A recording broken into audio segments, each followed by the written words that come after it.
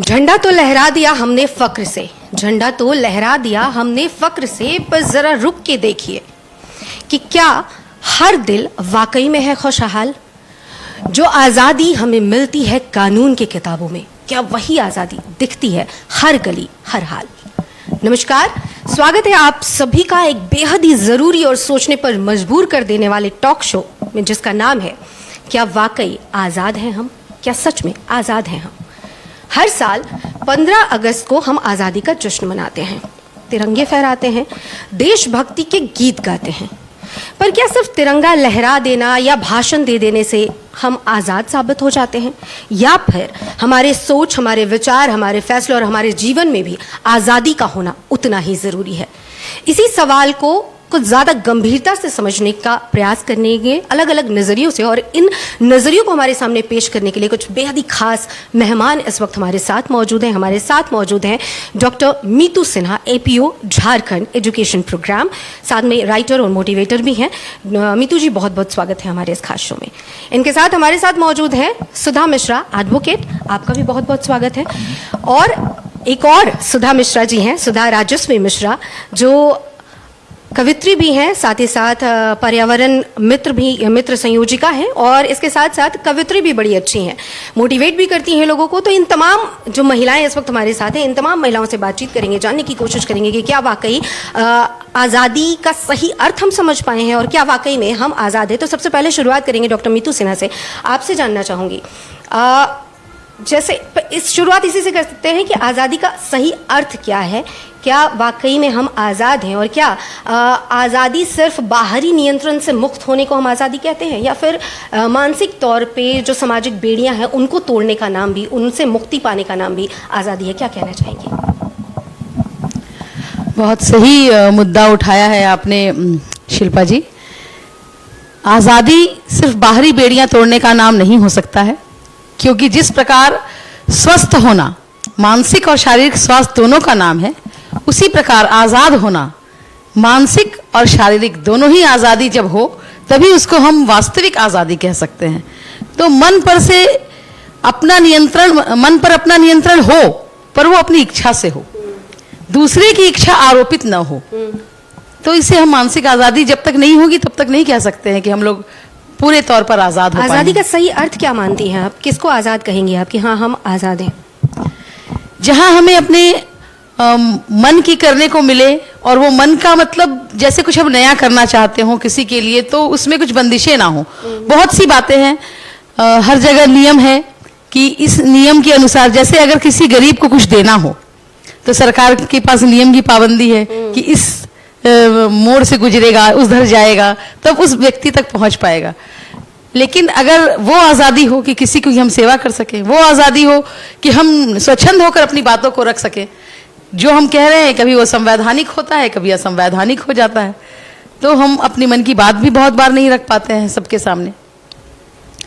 कोई अपने मन से अपना कैरियर चुनना चाहती हो, कोई लड़की या कोई जो भी हो, लड़के लोगों ये बता रही हैं कि विचारों में आज़ादी बहुत ज़्यादा ज़रूरी है, और जब तक हमारे विचार, हमारी सोच, हमारे फैसलों में आज़ादी नहीं मिलेगी, तब तक आज़ादी का सही अर्थ कमोबेश पूरा नहीं होता। सुधा मिश्रा जी हैं हमारे साथ, जो एडवोकेट हैं, और इनका वास्ता हमेशा लोगों से पड़ता रहते हैं, और बोलने का जो काम है, एक वक्ता, एक प्रखर वक्ता जिसे हम कहते हैं, वो एक एडवोकेट होता है। तो आपसे जानना चाहूँगी, इसी से जुड़ा मेरा एक सवाल है कि क्या अभिव्यक्ति की जो आज़ादी है, जो हम कहते हैं कि हमें बोलने की आज़ादी है, अभी इसी पर चर्चा भी कर रही थी डॉक्टर मीतू, तो बोलने की जो आज़ादी है, अभिव्यक्ति की जो आज़ादी है, क्या वो सच में है, या फिर सिर्फ कहा जा रहा है, या किताबों में व्यक्त है कि हाँ हमारे पास अभिव्यक्ति की आज़ादी है? क्योंकि आपका वास्ता बहुत सारे केसेस में पड़ता है। तो क्या आप मानती हैं कि अभिव्यक्ति की आज़ादी है भारतवासियों को?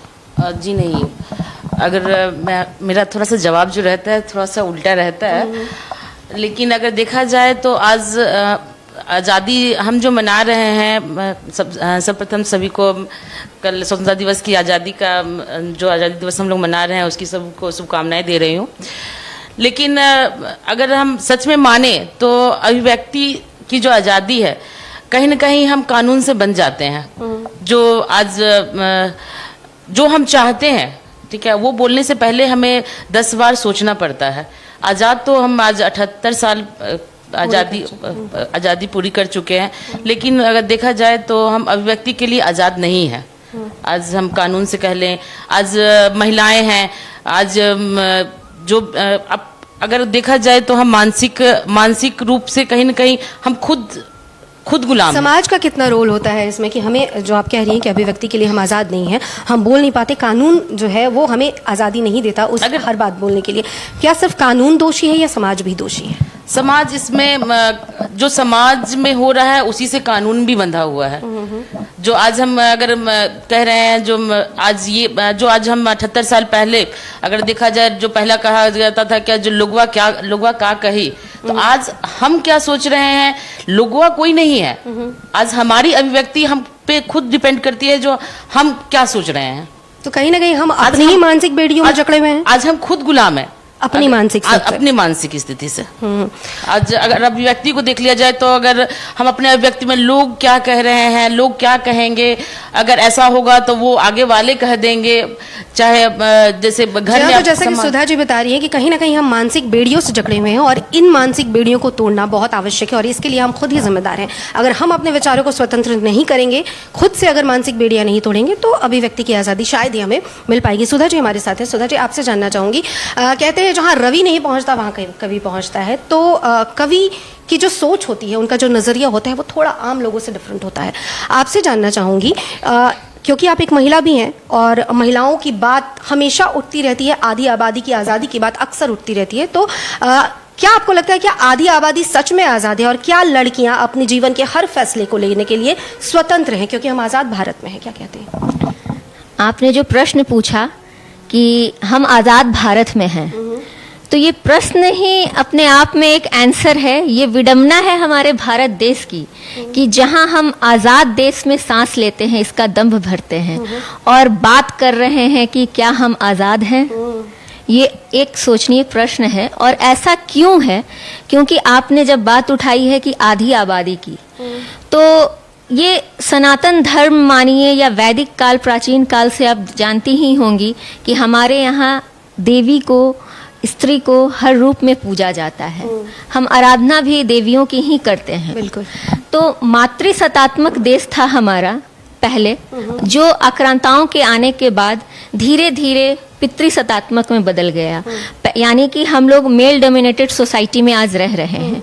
तो मेल डोमिनेटेड सोसाइटी मीन्स कि ये एक ठप्पा मानिए कि मेल डोमिनेटेड सोसाइटी है, यानी आधी आबादी का स्तर 50% जो आरक्षण की बात होती है, इक्वालिटी की बात होती है, एक जो लोग हमेशा दंभ भरते हैं कि हम महिलाओं को आगे करते हैं। क्यों? महिलाओं को आगे करने वाले ये लोग हैं? ये महिलाओं को सशक्तिकरण की जरूरत नहीं है। महिलाएं तो स्वयं में सशक्तिकरण का उदाहरण है। महिलाएं तो खुद वैसे वैसे पुरुषों को जन्म देती हैं जो महाराणा प्रताप बन करके, प्रत्यक्ष नरेंद्र मोदी बन करके भारत की आज कायाकल्प कर रहे हैं। तो मुझे यही कहना है कि आधी आबादी को सशक्त बनाना पुरुषों का नैतिक धर्म है और कर्तव्य है। एक पिता के रूप में, एक भाई के रूप में, एक पड़ोसी के रूप में, समाज के हर उस पुरुष वर्ग जिसको एक नाम से हम लोग डिनोट करते हैं, उनका ये कर्तव्य है कि आस पास, अगल बगल, अपनी माताओं बहनों के अलावा सबको आप आगे बढ़ाएं, ना कि उनका शोषण करें। अगर आप हर व्यक्ति, हर महिला के लिए, चाहे वो कोई भी कार्यस्थल हो, अड़ोस पड़ोस हो, उनके सक्सेस को देख करके उनको हौसला दे, तो स्वतः ही हमारा देश आज़ाद उस दिन होगा। क्योंकि जहां 50-50 यानी एक, तो जब हम बात करते हैं एक हर सिक्के के दो पहलू होते हैं, तो अभी सिर्फ एक पहलू ही सशक्त है, दूसरा पहलू अभी भी बहुत गर्त में है। इसीलिए हम बात कर रहे हैं और हमेशा नारी सशक्तिकरण की बात करते हैं कि महिलाओं को आगे बढ़ाना है। आप महिलाओं को आगे बढ़ाने के लिए मत प्रयत्न कीजिए, उनको आप एक समान अधिकार देकर तो देखिए कैसे महिलाएं आगे बढ़ती हैं।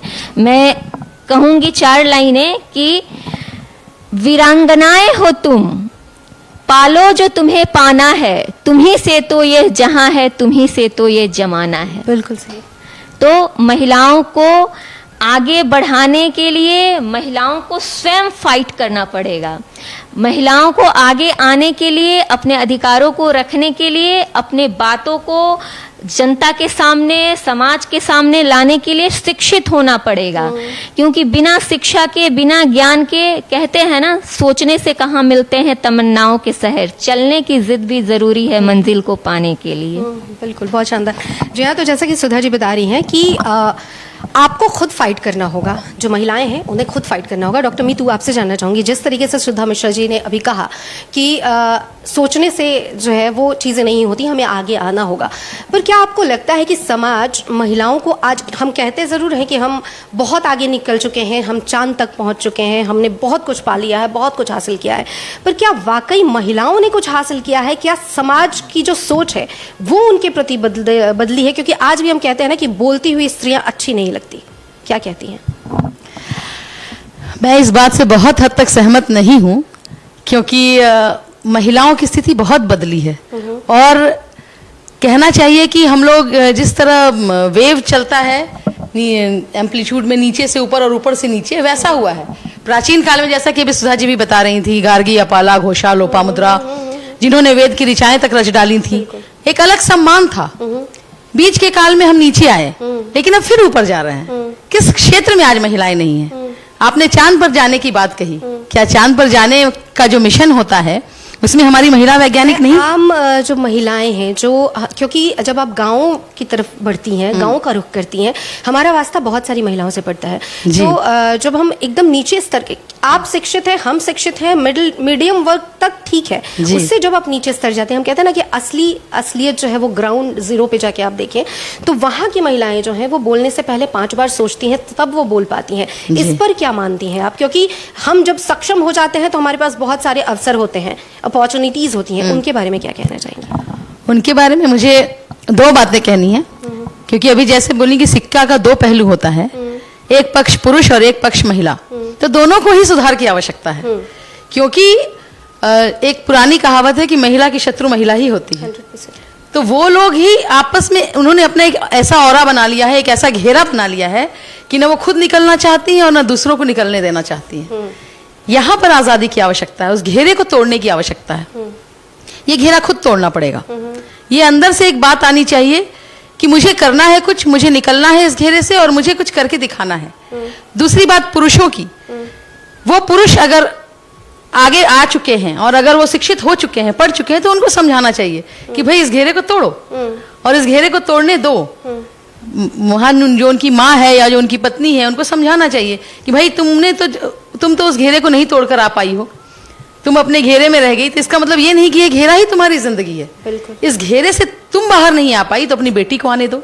कम से कम अगला जो जनरेशन है, अगली जो पीढ़ी है, वो कम से कम मुक्त हो पाए, एक आजाद माहौल में जी पाए।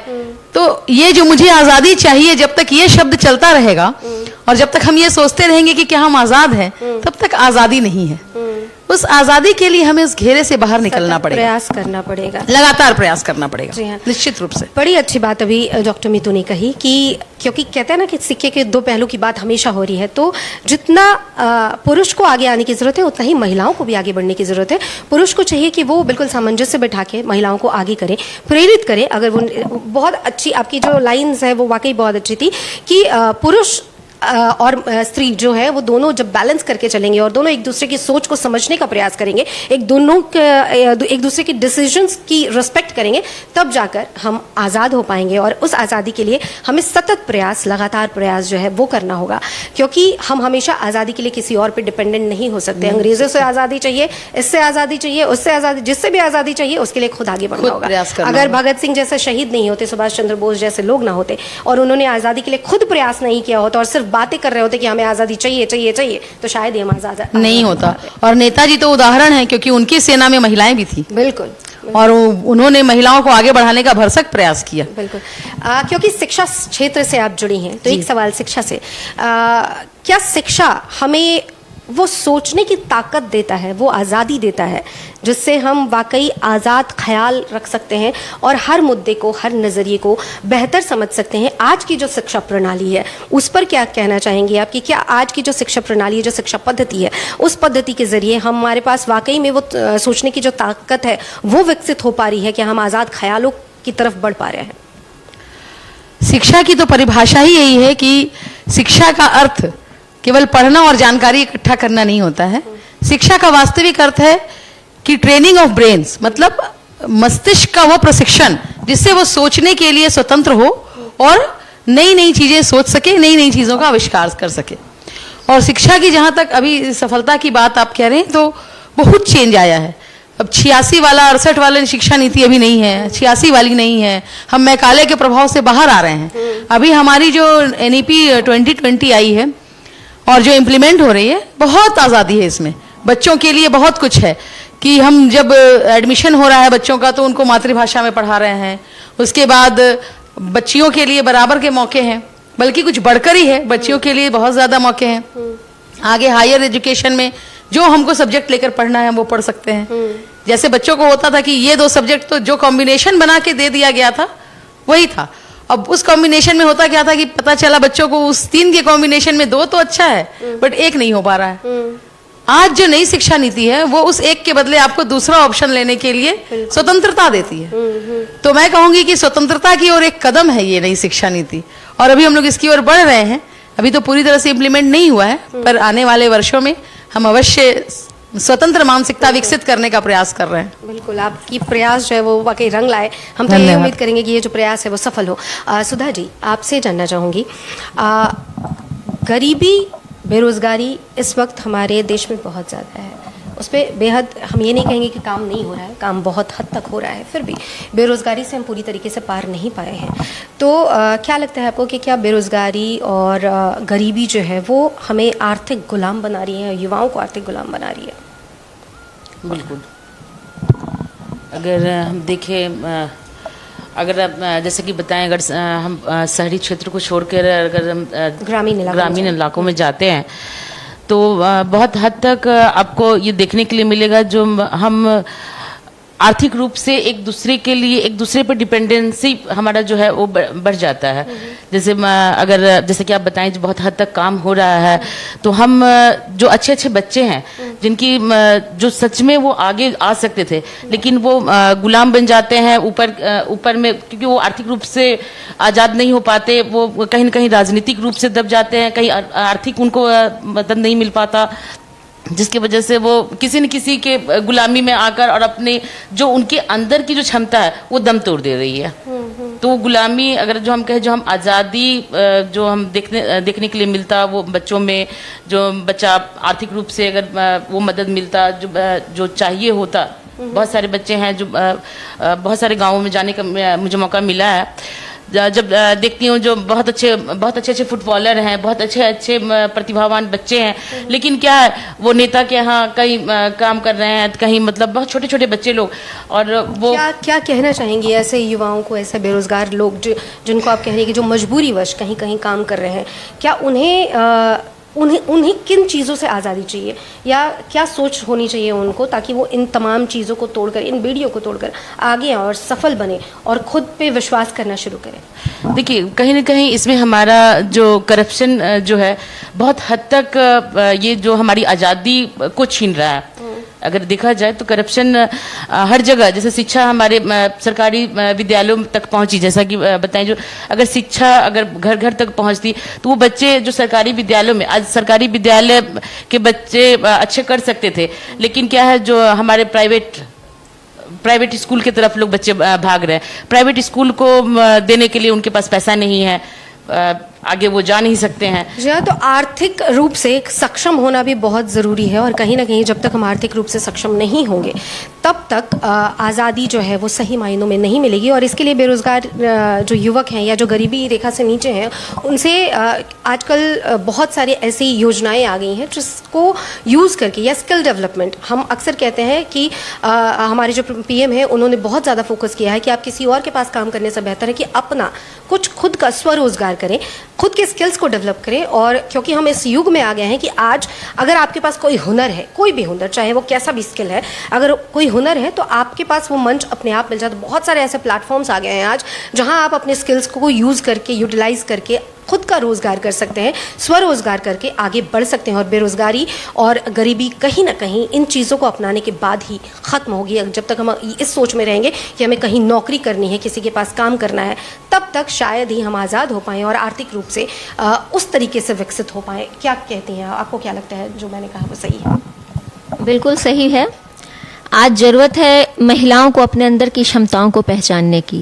जैसे नहीं, सिर्फ हम महिलाओं की बात क्यों करें, बेरोजगार और गरीबी तो हर सेक्टर में है ना। हर युवा वर्ग हो या बुजुर्ग वर्ग हो या फिर महिलाएं हैं, पुरुष हैं, तो बेरोजगारी तो हर जगह है। लेकिन इस बेरोजगारी से अगर पार पाना है तो कहीं ना कहीं हमें अपने हुनर को आगे लाना होगा। बिल्कुल, जैसा कि हुनर, टैलेंट, ये किसी चीज़ की मोहताज नहीं होती है। जैसा अगर आपके पास हुनर है तो वह स्वतः ही आप उस फील्ड में अपना 100% अगर देना स्टार्ट करें तो आप निखर के सामने आएंगी और आप उस फील्ड में एक रोजगार क्रिएट कर सकती हैं। बिल्कुल, जैसे कि आप कवित्री हैं, बिल्कुल, और आप इसको भी अपना प्रोफेशन बना सकती हैं। बिल्कुल। आज आप देख ही रही हैं कि कुमार विश्वास हैं, अनामिका जैन हैं, अपने इस टैलेंट के बल पे ही वो आज लाखों कमा रहे हैं, आगे बढ़ रहे हैं। तो एक स्वरोजगार उन्होंने अपने टैलेंट के बल पे हुआ। अगर वो सोच ले कि मेरी तो शादी हो गई और मुझे तो बस शौक से ये अपने लिए अगल बगल सुना रहे हैं, नहीं, उन्होंने अपनी क्षमताओं को आगे निखारा है। तो मैं यही कहना चाह रही हूँ कि जो भी लोग हैं ये ना सोचे कि सरकार रोजगार नहीं दे रही है, क्योंकि आप अगर रेशियो निकालेंगे तो प्राइवेट जॉब्स की बदौलत आज हमारे भारत की इकोनॉमी बहुत ऊपर है। बिजनेसमैन का जो योगदान है हमारे भारत देश के जीडीपी में, इकोनॉमी में, वो सरकारी रोजगार और बाकी सारे सेक्टर के मुकाबले बहुत ज़्यादा है। तो मुझे लगता है कि अगर इसी तरह की सोच अंबानी जी रखते, इसी तरह की सोच धीरू भाई अंबानी जी ने रखा होता, या फिर इसी तरह की सोच ओला, उबर और आजकल के जितने एंटरप्रेन्योर हैं, एआई के क्षेत्र में आजकल बहुत 18 साल 15 साल के बच्चे मैंने देखा है कि वो एआई के क्षेत्र में आगे बढ़ के आज करोड़ों का टर्नओवर कर रहे हैं। बहुत सारे ऐसे बिजनेस आपको गूगल पे आप देखेंगी तो कितने, मतलब 15 से लेकर के 18 साल के युवा, सोच में आजाद होना तो आपको अपने अंदर के स्किल्स को पहचानना है। मैं ये भी कहूंगी कि स्कूल्स में जो होता है तो व्यावसायिक शिक्षा पे स्कूल्स में जोर देना चाहिए, फोकस करना चाहिए। किताबी शिक्षा ठीक है, आप वो एक मानती हूँ कि मानदंड है कि आपको मैट्रिक, इंटर, ग्रेजुएशन, ये ठीक है, लेकिन आपको वोकेशनल कोर्सेज को ज़्यादा तवज्जो देना चाहिए। स्टूडेंट्स के स्किल को समझते हुए स्कूल से ही उनको उस सेक्टर्स में आगे बढ़ाने के लिए प्रवोक करना चाहिए। तो हमारे पास शिक्षा पद्धति से जुड़ी हुई एजुकेशनिस्ट हैं, तो उनसे मैं यही कहना चाहूँगी कि रोजगार के लिए आपको किसी की मोहताज होने की नहीं जरूरत है। मैंने सुना था, बहुत अच्छी पंक्तियां हैं कि कुछ करने के लिए पैशन जरूरी है, पैसा नहीं। अगर आपके अंदर पैशन है तो आप उस स्वतः ही अपने शिखर को छू लेंगे और जो आप करना चाहते हैं वो 100% कर लेंगे। आपके पास चीजें उस तरह से आते जाएंगी क्योंकि आपके अंदर वो जुनून है। तो पैसे का रोना वही लोग रोते हैं जिनके अंदर अपनी क्षमताओं में कमी है। जी हाँ, बहुत अच्छी बात कही कि अगर पैशन है आपके पास तो पैसा शायद ही आड़े आए, क्योंकि बहुत सारे ऐसे उदाहरण हमारे पास भरे पड़े हैं जिनके पास आर्थिक रूप से वो सक्षम नहीं थे, लेकिन फिर भी उनके पास हुनर था और उनके पास पैशन था अपने काम को करने का, तो उन्होंने किया। मितू जी, आपसे सुनना चाहूँगी। अभी बात हो रही थी तो ये सब शुरू हो चुका है, वोकेशनल एजुकेशन चल रहा है सरकारी विद्यालयों में, जितने भी +2 विद्यालय हैं वहाँ पे चल रहा है बहुत कुछ। जैसे हेल्थ केयर चल रहा है, टूरिज्म है, हॉस्पिटलाइजेशन है, हॉस्पिटलिटी और ऑटोमोटिव है, इलेक्ट्रिसिटी, मतलब हाँ वोकेशनल कोर्सेज चल रहे हैं। और सबसे बड़ी बात है कि वहाँ पे कंपनीज भी आ रही हैं सरकारी स्कूल्स में। ग्रेट। तो ये शुरू हो चुका है, तो उस रास्ते पर हम हैं। जैसे कि मैंने थोड़ी देर पहले कहा था कि NEP 2020 जो है हमें स्वतंत्रता की ओर लेके जा रही है और सरकारी विद्यालय में बहुत सारी सुविधाएं हैं, बहुत सारी सुविधाएं अभी आ गई हैं बच्चों के लिए, तरह तरह की चीज़ें हैं। इवन कोरोना पीरियड में हम लोगों ने ऑनलाइन क्लासेस भी चलाए थे। साथ ही ये भी कहना चाहूँगी कि अभी RT में जो बच्चे प्राइवेट स्कूल में पढ़ना चाहते हैं, गरीब बच्चे, उनका एडमिशन हो रहा है प्राइवेट स्कूल्स में। जो भी प्राइवेट स्कूल हैं उनके एंट्री क्लास में 25% सीट्स जो है वो रिजर्व्ड है गरीब बच्चों के लिए। तो वो जो सरकारी स्कूल में पढ़ रहे हैं फॉर्म भरेंगे, उनका होता है। जो नज़दीक के विद्यालय में पढ़ना चाहते हैं, प्राइवेट विद्यालय में निःशुल्क, उनको कोई फीस नहीं लगेगी, उनकी फीस सरकार देगी। कहीं ना ये कहीं है। ये जो इन्फॉर्मेशंस है वो भी लैक कर जाते हैं। जो आम नागरिक है वहाँ तक ये इन्फॉर्मेशन पहुँच ही नहीं पाती। जैसे अभी आप बता रही हैं, हमारी बातचीत हो रही है तो ये बात आगे निकल कर आई सामने, और आपके माध्यम से बहुत सारे लोगों ने इन बातों को सुना होगा और शायद इसकी ओर वो बढ़ेंगे। क्या आप नहीं मानती कि सरकार को इस पर भी थोड़ा काम करना चाहिए कि जो इन्फॉर्मेशन है वो एग्जैक्ट उन ग्राउंड जीरो तक पहुँचे, लोगों तक पहुँचे सही हाँ, तरीके से? पहुंचनी चाहिए। और हम लोग जितना हो सकता है सोशल मीडिया से या फिर न्यूज़पेपर से, प्रिंट मीडिया से, इलेक्ट्रॉनिक मीडिया से हम लोग जुड़े हैं लोगों से। फिर भी मैं इस बात को स्वीकार करती हूँ कि बहुत ज़मीनी स्तर तक नहीं पहुंच पाई है बातें। फिर भी काफ़ी भीड़ है, काफ़ी लोगों का हुआ है एडमिशन और काफ़ी लोग पढ़ रहे हैं। गरीबों के बच्चे पढ़ रहे हैं, रिक्शा वाला के बच्चे। और थोड़े ज़्यादा लोग ज़्यादा प्रयास करेंगे। हाँ, ताकि मैं आपके चाहूंगी माध्यम से- कि सिटी लाइव के माध्यम से और भी लोग आए, जुड़े, योजनाओं का लाभ उठाएं। योजनाएं बहुत सारी हैं, बहुत सारी योजनाएं हैं, सिर्फ शिक्षा विभाग में ही नहीं, समाज कल्याण विभाग में या फिर कल्याण विभाग में बहुत सारी योजनाएं हैं। आज JSLPS युवा जो में है, आज के जो युवा हैं वो काफ़ी हद तक बहुत परेशान हैं और उनको ऐसा लगता है कि वो अपने सपनों को अचीव नहीं कर पाते, उन्हें वो मौका नहीं मिल पाता, उन्हें वो अपॉर्चुनिटी नहीं मिल पाती, या वो आर्थिक रूप से सक्षम नहीं है। तरह तरह की जो हम कहें कि हर्डल्स हैं वो उनके सामने आते हैं। क्योंकि आज़ादी की बात हम कर रहे हैं और हम हर बार यही करें कि क्या वाकई हम आज़ाद है, तो आपसे भी यही सवाल रहेगा मेरा कि क्या आपको लगता है कि क्या युवा जो हैं वो अपने सपनों को उस तरीके से पूरे करने के लिए आज़ाद है जैसा वो सोचते हैं? यही बात है कि आज़ादी तभी मानी जाएगी जब सबके पास सब सुविधाएं उपलब्ध हों। प्रयास बहुत किए जा रहे हैं सरकार की ओर से और मैं उसको अप्रिशिएट भी करती हूँ, लेकिन कई हर्डल्स हमारे समाज में भी है जो हम लोग के तक सारी बातें नहीं पहुंच पाती हैं। जैसे मैं स्वास्थ्य की बात करूं तो आयुष्मान कार्ड एक बहुत बड़ा सहयोग था, बहुत बड़ा सहयोग था गरीबों के लिए। 5 लाख यूज हुआ, मिसयूज लोगों ने किया, लेकिन फिर भी सुविधाएं पहुंची हैं। हाँ, सुविधाएं पहुंची हैं, लेकिन आज ये जानकर बहुत तकलीफ होती है जब हमारे पास न्यूज़ आता है कि इतने सारे हॉस्पिटल्स जो हैं वो बैंड हैं, वहाँ हाँ। आयुष्मान कार्ड यूज़ नहीं होता, लेकिन उसका जो नुकसान है उसकी भरपाई तो वो गरीब जनता है वो कर रही है।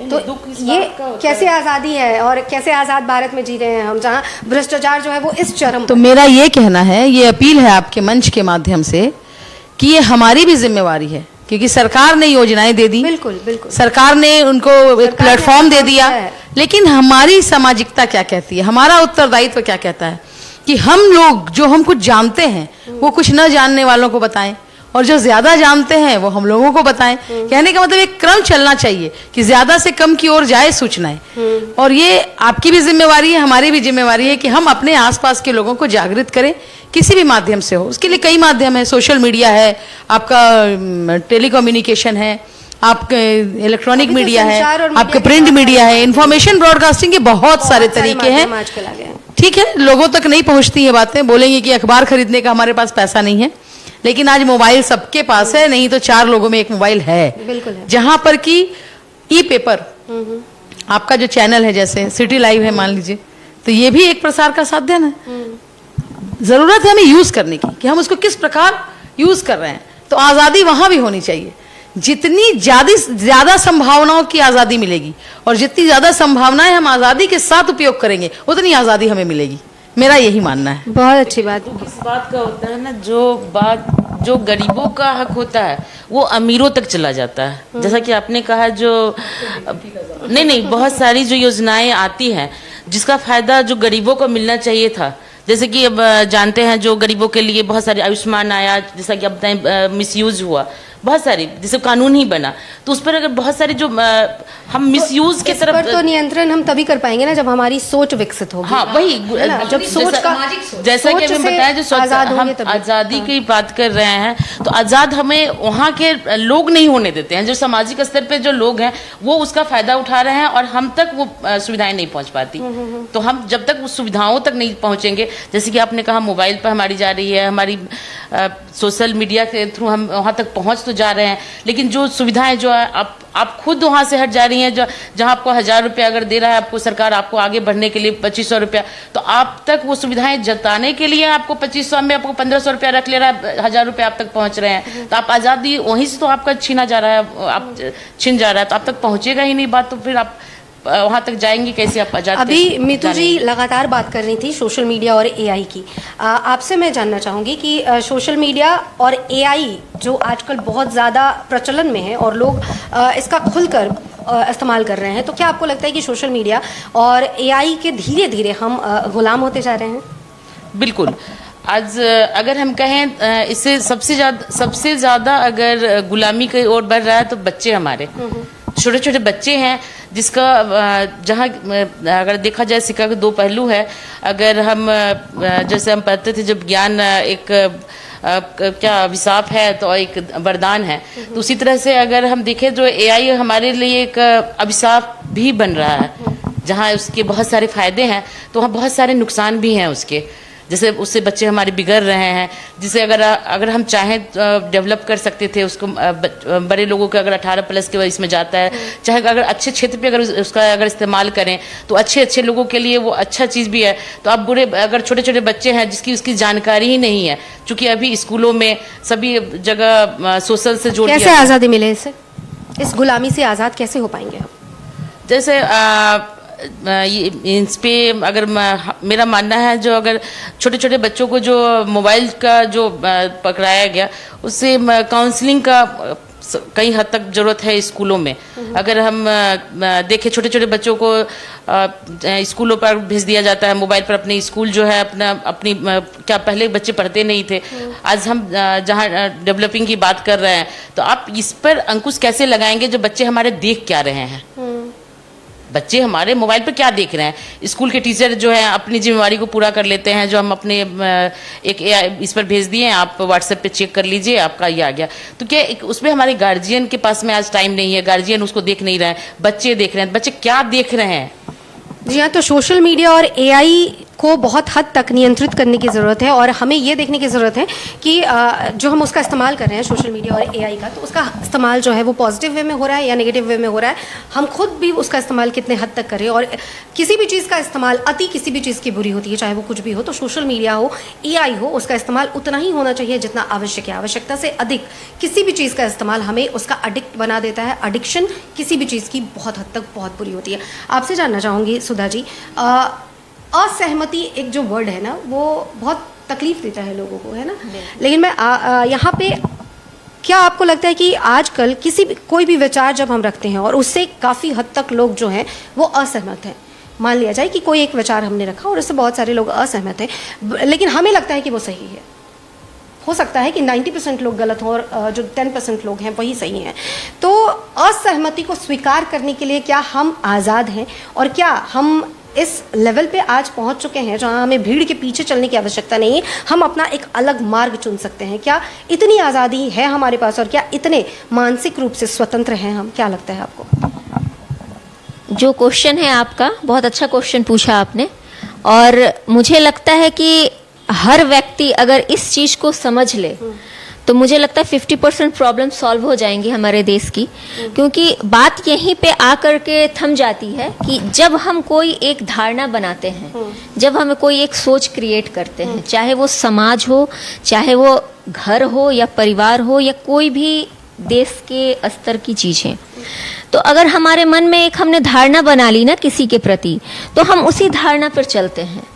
फिर अगर वो व्यक्ति कुछ अच्छा हमें समझा रहा है, कुछ अच्छा कुछ अच्छा प्रोजेक्ट हुआ या सकारात्मक वे में वो कुछ समाज के लिए करना चाहता है, तो जो लोग पॉजिटिव नहीं है, या जो एक समाज का ढर्रा होता है ना कि किसी की बातों पे पहले लोग हंसते हैं। जैसा आपने सुना ही होगा कि हर सफल व्यक्ति जब सफल होता है ना, तो पहले अगर उसको लोगों ने उस पर हंसा होता है, 4 लोग उस पे हंसे होते हैं, और वही लोग जब वो सफल हो जाता है तो आके बोलते हैं कि अरे हमें तो मालूम था कि एक दिन हमने विश्वास जताया था, तुम तो जरूर कुछ करोगे, पहला मिठाई तो मेरे तरफ से होगा। तो जरूरत है एक बच्चे से, मैं बताऊंगी कि एक छोटा बच्चा जब आपके सामने एक क्यूरियोसिटी लेके आता है, उत्सुकता बस आपसे कुछ पूछता है, आप अगर उस समय उस बच्चे को मोटिवेट ना करके डीमोटिवेट कर देते हैं, तो उसका तो पूरा वहीं पे मनोबल डाउन हो जाता है। तो ये तो एक एग्जाम्पल था। मैं बताऊंगी कि जैसा आपने कहा कि लोग स्वीकार नहीं करते हैं चीजों को, तो जरूरत है समाज के हर क्षेत्र में, हर क्षेत्र मीन्स कि आप उसको हर क्षेत्र से आप समझिए, चाहे वो शिक्षा का क्षेत्र हो, राजनीतिक हो, धार्मिक हो, सांस्कृतिक हो, या अंतर्राष्ट्रीय राष्ट्रीय नीतियां हो, हर क्षेत्र पे आदमी को अपने विचार, चूंकि हम जिस देश में रहते हैं वहाँ हमें अपने अभिव्यक्ति आत्मानुभूति और अभिव्यक्ति को व्यक्त करने की स्वतंत्रता है, और जिस व्यक्ति में अपनी आत्मानुभूति को आत्मव्यक्ति में बदलने की क्षमता नहीं है, यानी कि वो जीवन में फिर कुछ वैसा कर नहीं पाता है, क्योंकि आपके विचार ही आपकी अभिव्यक्ति बनते हैं। जब आप सोचेंगे तभी तो कुछ आप कर पाएंगे, आप कुछ सोचते ही नहीं है, सबसे बड़ी बात है। आपका दिनचर्या क्या होता है, युवा हो, विद्यार्थी हो या महिलाएं हो जो आज MBA करके IAS की तैयारी करके नौकरी छोड़ के बैंक के और अच्छे अच्छे गेस्टेड रैंक की नौकरियां छोड़ के बैठी हुई हैं महिलाएं घर में, सिर्फ क्यों कि पारिवारिक प्रेशर था, हम लाइफ में उसको एक साथ लेके चल नहीं पाए, मैंने स्ट्रगल नहीं कर पाया, इसलिए मैं आज घर पे बैठी हूँ। तो क्या आपकी क्षमता सिर्फ वो घर के 5-10 हजार के कामों वाली थी, जो आप लाख रुपए 2 लाख रुपए अर्न करके अपने समाज को, अपने परिवार को कुछ अच्छा दे सकती, एक समाज सेविका बन करके आप अपने पैसे से समाज का कुछ भला कर सकती हैं। आप वो 10,000 रुपया आप अपने सैलरी से घर के काम में इन्वेस्ट कर सकती है, जिससे आप किसी को रोजगार मुहैया जो बात आप कह रही हैं वो बहुत अच्छी कह रही हैं। तो क्या आप महिलाओं को ये संदेश देना चाहेंगी या क्या कहना चाहेंगी, जो बहुत सारी ऐसी महिलाएं हैं जो कई बार ऐसा होता है कि वो अपने सपनों को त्याग देती हैं सिर्फ इस वजह से क्योंकि उनका परिवार उनके साथ नहीं होता, या फिर वो उन्हें ये लगता है कि वो चीज़ों को बैलेंस नहीं कर पाएंगी, उनसे क्या कहना चाहेंगी? क्या ये बहुत ज़रूरी है कि एक महिला को सेल्फ डिपेंडेंट होना चाहिए? बिल्कुल। एक महिला, देखिए मैं ये नहीं कहूंगी कि हर महिला सकारात्मक दिशा में ही सही सोच के साथ आगे बढ़ रही है, क्योंकि आज आप देख ही रही हैं कि समाज में किस तरह की चीजें हावी हैं। बिल्कुल, बिल्कुल। अभी कपड़े को लेकर के, पहनने के ऊपर या उनके परिधान पे या किसी पे अगर कुछ कमेंट्स कर दीजिए तो महिलाएं उसको नेगेटिव वे में लेकर के एक बड़ा सा एजेंडा खड़ा कर दे रही हैं, जबकि भारत की महिलाओं की मैं सिर्फ बात करूंगी और कहीं की बात नहीं करूंगी। भारत क्या है, सनातन पद्धति से चलता है। हमारे यहाँ सनातन धर्म में सर्वधर्म को हम लेकर चलते हैं। पाश्चात्य संस्कृति के आने के पहले हमारा जो परिधान था, हमारे जो रीति रिवाज थे, हम भारतीय हैं, ना कि हम कोई मुगल हैं, ना ही हम कोई पादरी ईसाई हम किसी और धर्म को मानने वाले नहीं है। सनातनी का जो परिधान होता है वो कहने का कि अगर ईसाई वैसा करते हैं तो वेल एंड गुड, मुस्लिम जो अपना परिधान है वो वेल एंड गुड, लेकिन हम भारतीय हैं। तो जब किसी भारतीय स्त्री की बात होती है, भारत में भारतीय स्त्री की बात हो, तो उसे जो अपना एक औरा है, परिधान है, उसके दायरे में रहना ही उचित है। तो यहाँ पे क्या होता है कि हमारे कहते हैं ना कि घर का भेदी लंका ढाए, तो हम जब अपने बाबू को बाबू नहीं बोलेंगे तो दुनिया क्यों बोलेगी? अगर हम खुद को नहीं, जैसे आज आप सिटी लाइफ में एंकर हैं, अगर आप खुद को एंकर नहीं मानेंगी कि मैं एक अच्छी एंकर हूँ, तो थोड़ी दुनिया वाले आपको बोलेंगे कि शिल्पा बहुत अच्छी एंकर है। बिल्कुल। पहले तो आपको अपने में विश्वास लाना है कि हाँ आई एम द बेस्ट। तो ये चीजें ही मैं बोलना चाहूंगी। मैं सिर्फ महिलाओं की बात नहीं कर रही हूँ, मैं पुरुषों के लिए ही बोल रही हूँ। जब आपके अंदर कुछ करने की क्षमता है, आपने कुछ ठान लिया है, सोच लिया है, तो 4 लोग क्या कहेंगे उस पर ध्यान ना देते हुए आप अगर सकारात्मक दिशा में अपना 100% देने के लिए तैयार हैं और आपकी सोच सही दिशा में है, तो आप भी न्यूटन बन सकते हैं। क्योंकि जब सेव गिरा था और वो उस पे शोध करने गए थे तो लोगों ने कहा था वाह वाह, ये तो सेव गिरा तो ये बाबू साइंटिस्ट बनेंगे। आज हम उन्हीं को पढ़ रहे हैं। ठीक है, तो यही कहती हूँ कि हर असहमति को स्वीकार करने की, असहमति को 4 लोगों के नेग्लेक्ट करने से कभी डिमोटिवेट नहीं होना है। क्योंकि आज आप समाज में देखेंगे कि इसी धारणा की वजह से कितने लोग बैक हो जाते हैं। जब कोई कुछ बड़ा लेकर चलता है करने के लिए तो पहले लोग उसकी टांग खींचते हैं। चलिए आखिरी सवाल आपसे जानना चाहूंगी, आज जो चर्चा हुई और जितनी भी बातें हमारे सामने आई, अलग अलग नज़रियों को हमने देखा कि आज़ादी का, हम जितने भी यहाँ पे महिलाएं मौजूद थी, कि सबका अपना अपना अलग अलग नज़रिया है आज़ादी को लेकर। आपसे जानना चाहूँगी, जितने भी लोग इस वक्त आपको सुन रहे हैं, उनसे आप इस चर्चा के बाद क्या एक ऐसी बात है जो आप बताना चाहेंगी? जो भी चर्चा हुई उनमें से कोई एक ऐसी बात जो वाकई लोगों को जाननी चाहिए और एक बार वापस से आप उसे समझाना चाहेंगी कि हाँ ये करने की आवश्यकता है अगर हम वाकई आज़ाद देश में रह रहे हैं और आज़ादी चाहते हैं? मैं 2 ही बातें बोलूँगी।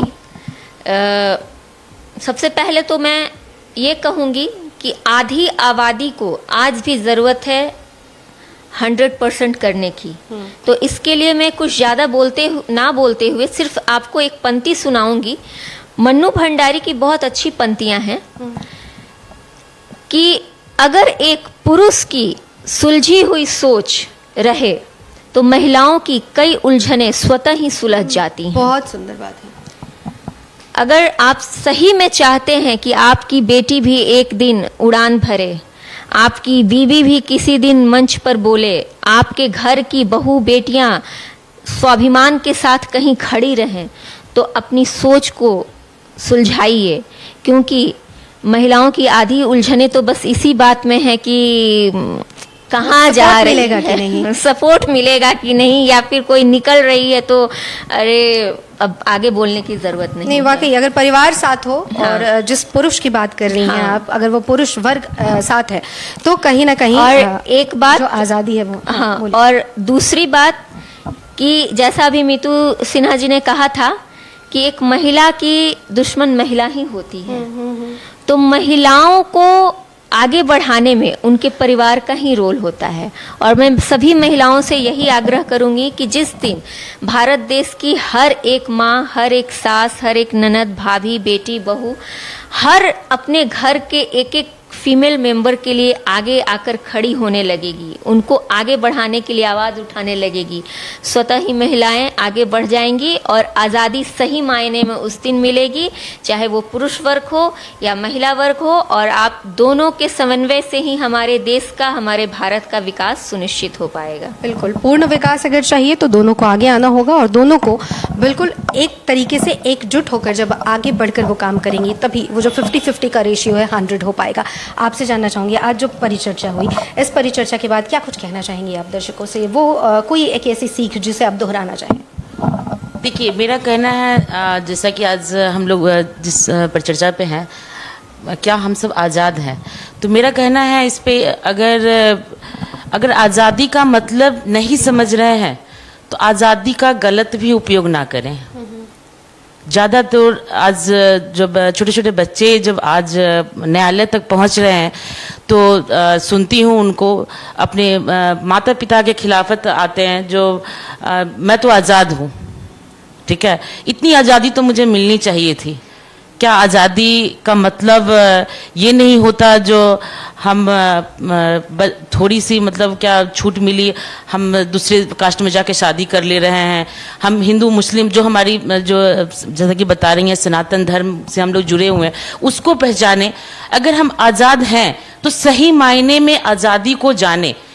जैसा कि बताए छोटे छोटे अगर इस बच्चों से अगर हम इस चीज़ को आज़ादी का मतलब अगर समझाया जाए तो वहाँ से शुरुआत किया जाए, एक प्ले स्कूल से। मेरा कहना है अगर प्ले स्कूल में इसकी अगर दिया जाए, क्योंकि आजकल छोटे छोटे बच्चे लोग जो हैं काफ़ी समझदार हो गए हैं और उन तक अगर ये बात छोटे बच्चों को अगर ऐसी शिक्षा दी जाए जो आज़ादी जो ये चैप्टर अगर रख दिया जाए तो बहुत बढ़िया अगर हम आज़ादी को समझ पाएंगे।